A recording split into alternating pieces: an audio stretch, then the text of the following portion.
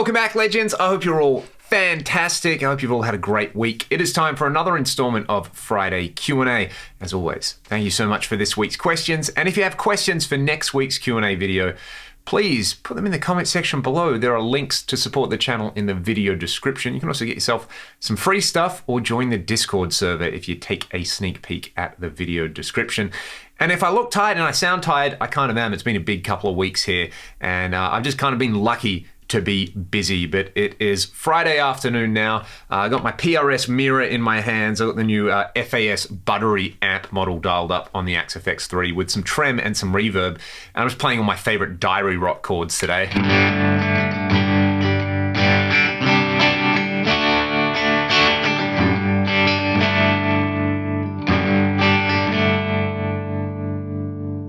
Probably go and listen to Tonic's Lemon Parade album after this. Great album and great band, by the way. That's my listening recommendation for the week.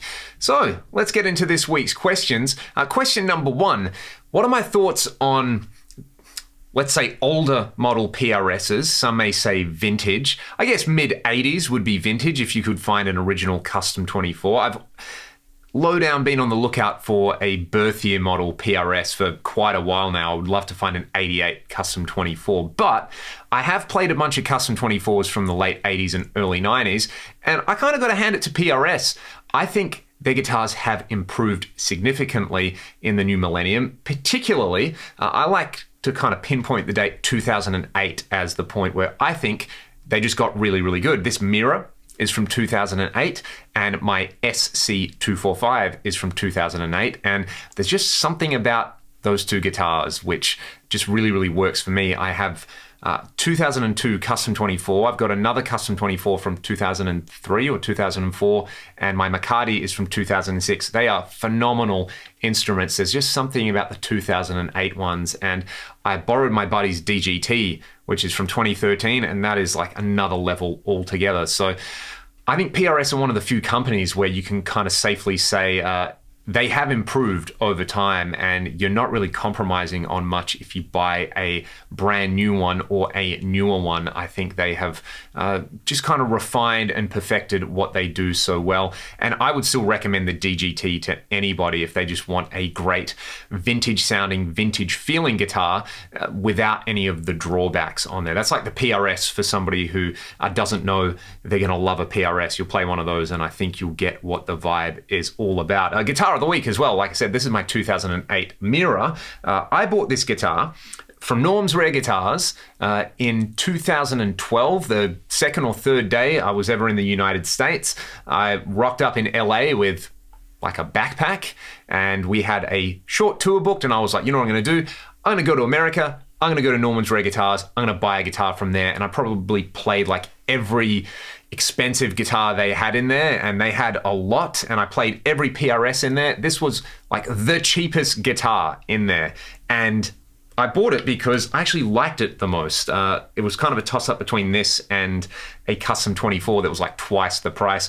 They hooked me up with a really, really good price on this guitar. I bought my jazz bass there as well. They were totally awesome to us. So yeah, this is my stock mirror. The neck has been totally shaved back to bare wood. Shout out to Tim at MT Guitars, and shout out to my dad, because I was teaching with this guitar one day at a school that I teach at, went to collect a student, came back, the guitar had fallen off the chair and the neck was at a right angle, and my dad, the wizard that he is when it comes to woodwork, and as I like to call it, small scale brain surgery, managed to totally reset the neck, and it's awesome. The wraparound bridge does the thing, and yeah, this is just kind of a guitar with a lot of character. I've got it set up with this, like I said, this kind of diary rock guitar tone at the moment, but you know, the humbucker mode gets nice and meaty. It actually sounds pretty similar to my 2008 single cut, but it does the split coil modes really, really well. It's like if PRS did an SG.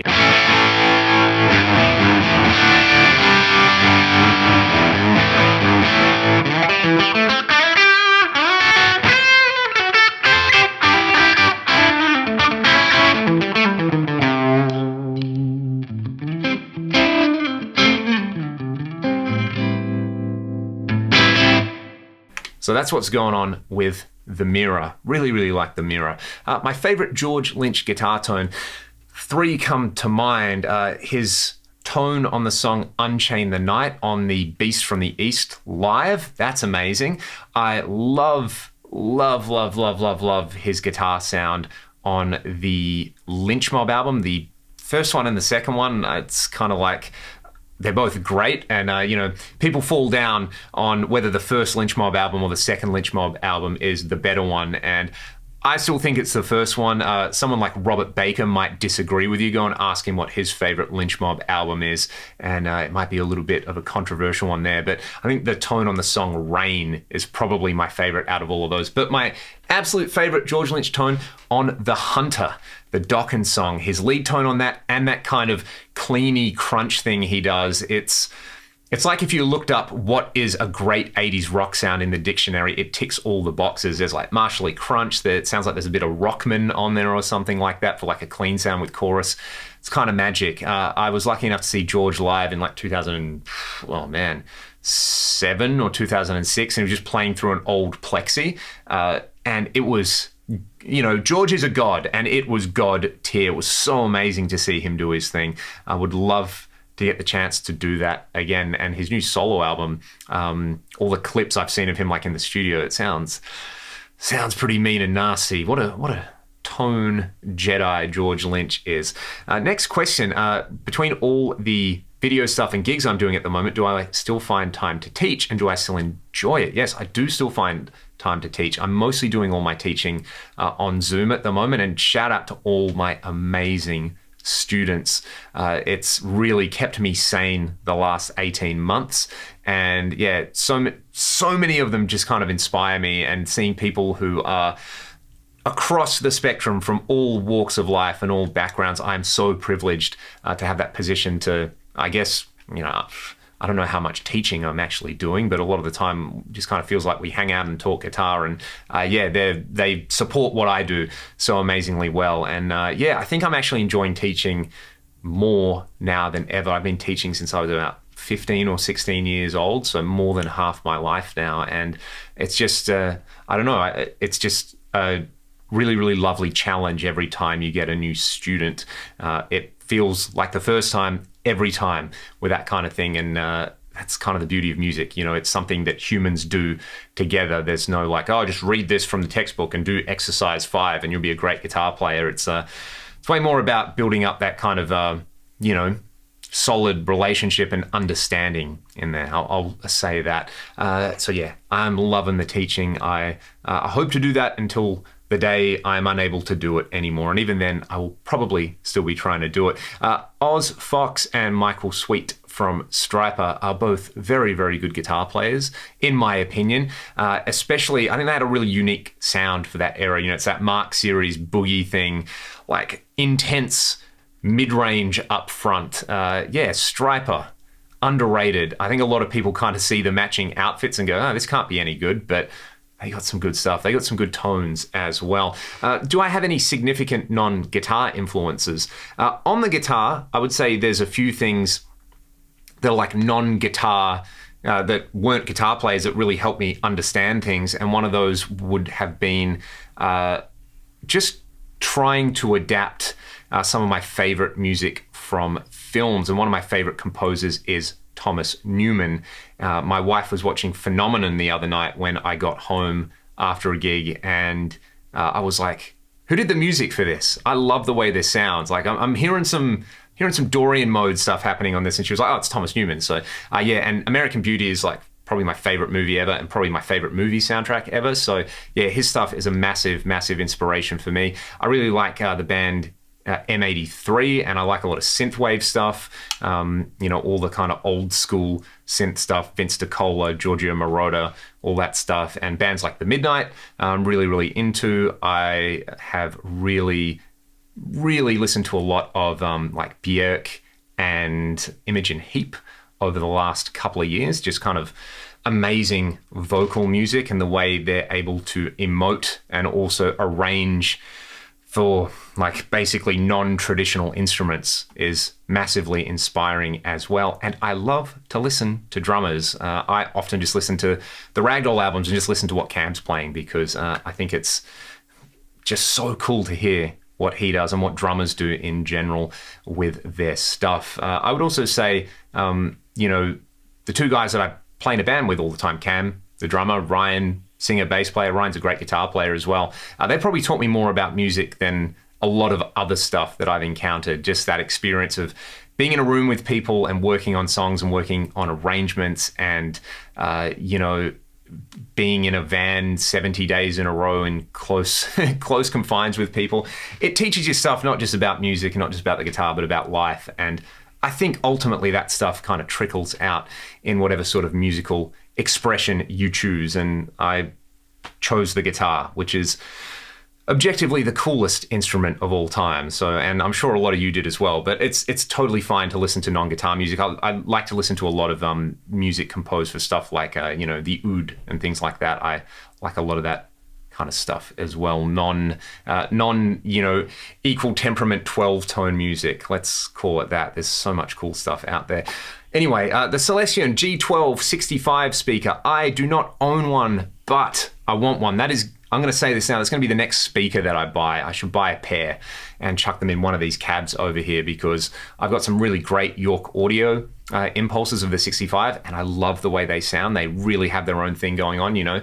It's not a greenback and it's not a vintage 30 and it's not a T75. It just sits in its own space. So yeah, I should probably just go on eBay after this and order some of those because I've been thinking about it for a while. If anyone wants to hear me shoot some IRs with a G1265, let me know in the comments. How to improve ascending and descending scale runs, or maybe it's just descending scale runs. So, you know, when you're sitting there doing that,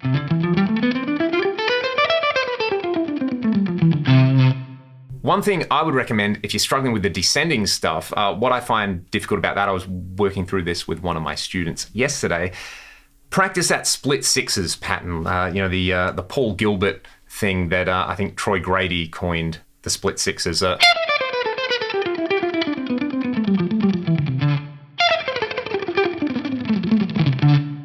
That's a great one because the last note on every string there is a downstroke, so you don't have to do the two-way pick slanting thing. If you're struggling with it, it's probably got to do with pick slant stuff, in which case I would refer you to the master, Troy Grady. But I think part of the challenge is finding a sequence that you can actually play fast and comfortably.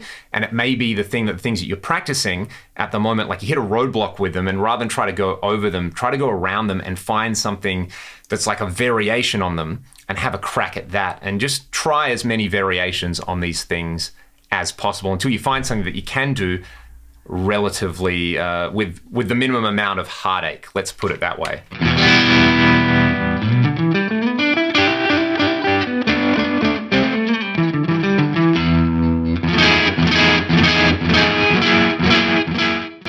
Got a few more questions for today. If you like John Cordy's lead playing, what advice would I give to try to cop some of his stuff? Well, I love John Cordy's lead playing. I've been very lucky to have him feature on a few Sensitive Sundays videos. What I would recommend is go to John Cordy's YouTube channel and watch some of his lessons because he's another person that uploads a video just about every day, and just the kind of overall musical standard he sets is pretty amazing and pretty inspiring. And you know, he has stuff on there like how to learn his favorite legato run and how to work on you know, jazz changes and stuff that I wouldn't know what to do with in a million years. I love his touch on the guitar.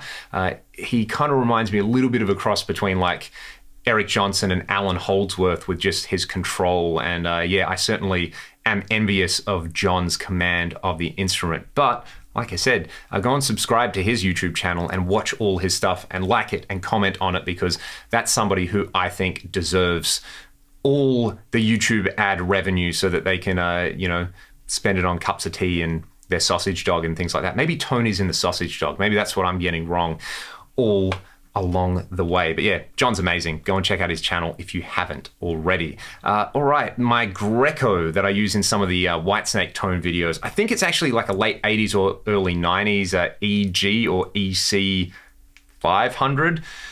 I'm shocking with this, but it's got like a kind of 60s slim neck on it, so it's really, really fast to play. It's been refretted by Tim over at MT Guitars. He did a great job on that, totally transformed the instrument. Those Grecos, I think, put some new electronics in them, maybe change the hardware, maybe get a proper setup or a refret if it needs it. They are fantastic guitars that punch well above their price range. And if you can't afford a Les Paul custom, I think you will be very happy with one of those guitars. Same thing for the Edwards guitars as well. I think you just go and buy like an Edwards John Sykes style guitar.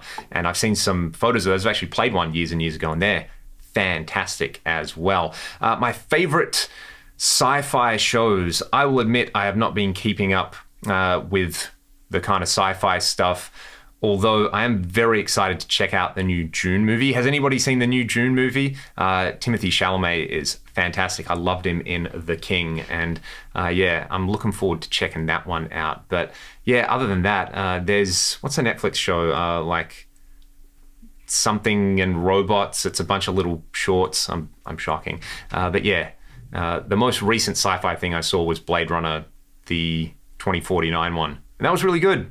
I liked it. I liked it a lot. So I kind of need to catch up. I'm more on a pre-modern history kick at the moment. So I've been listening to a lot of podcasts, and I've been reading Mike Duncan's The Storm Before the Storm, which, if you like Roman history, is amazing. And his History of Rome podcast is also amazing as well. So yeah, again, another recommendation. I'm losing track of all these recommendations today.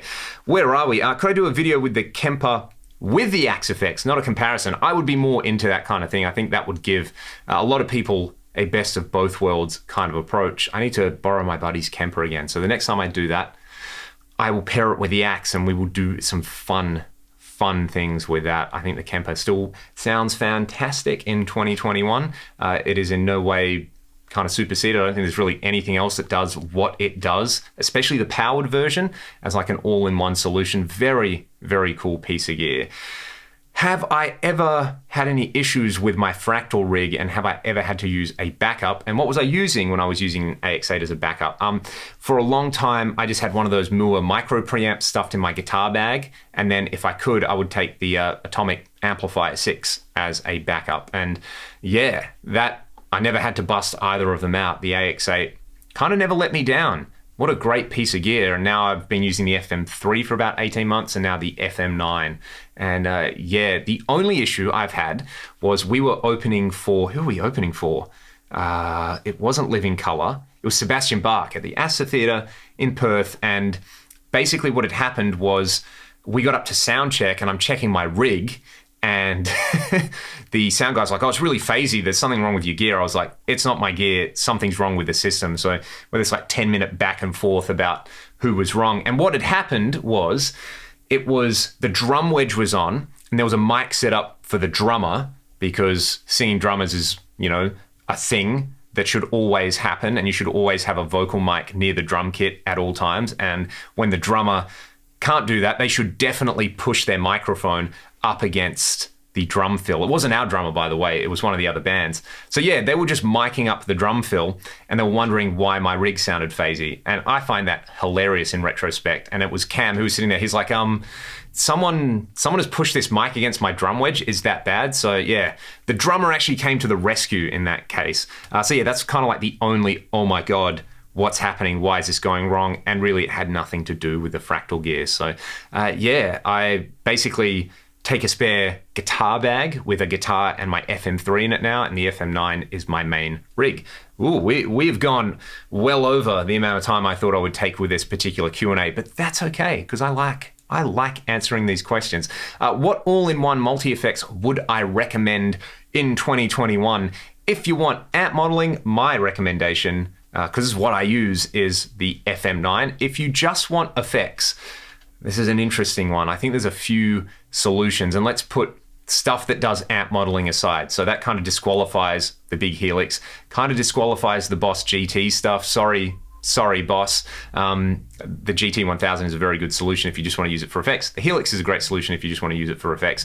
But I would probably say if you can get your hands on an old Fractal FX8, that's fantastic, and it does relay switching, or the Line 6 HX effects. I think that is the thing that you can go into a music store pretty much anywhere and pick up, and it will do fantastic effects. It will do all the M series effects. It'll do the stuff from like the DL4. It'll do relay switching. It'll do, I think it does MIDI as well. Don't quote me on that, but I've done a bunch of videos with it. And I really like that, and I should probably go out and buy one just because the M series effects I really like, and all the Helix effects are great. So yeah, HX effects, used FX8 would probably be my two go-tos just for like kind of quality all in one. Multi-effects that don't do amp modeling. If you want amp modeling, you know, I would say the FM9 because of course I would say the FM9, but the Quad Cortex is great. The Helix is great. The Atomic Amplifier is really good as well. So is the Boss GT series, and you got stuff like the Head Rush. You have all the stuff. I'm just listing things now. I'm not being very useful. And I think that is all. I'm looking at this list of questions that I wrote down. If I didn't get to your question, my apologies. You can always ask it again next week and say, hey, Leon, you dog, you didn't answer my question. And maybe I will answer it that time.